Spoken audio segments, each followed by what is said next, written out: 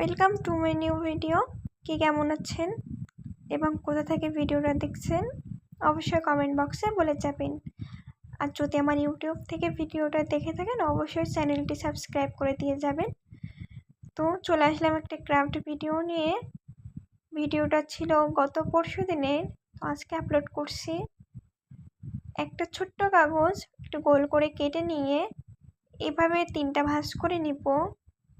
যাতে ভাঁজটা খুব সুন্দর হয়, তারপর পেন্সিল দিয়ে এরকম একটা দাগ কেটে কাগজটা কেটে নিব। কেটে নেওয়া দেখতে হবে যাতে কাটিংটা খুব ভালো করে আসে।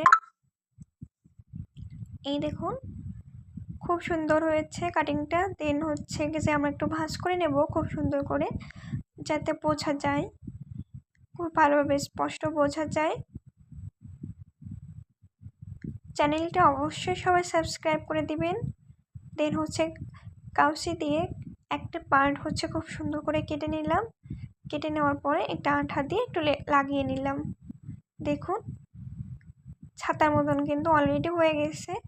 তারপর যার যেরকম ইচ্ছা সে সেরকম ডিজাইন করে নেবেন। আমার হাতের কাছে তেমন কোনো কালার পেন ছিল না বা কালার পেজও ছিল না, তার জন্য আমি নর্মাল পেন এবং কাগজ দিয়েই করছি।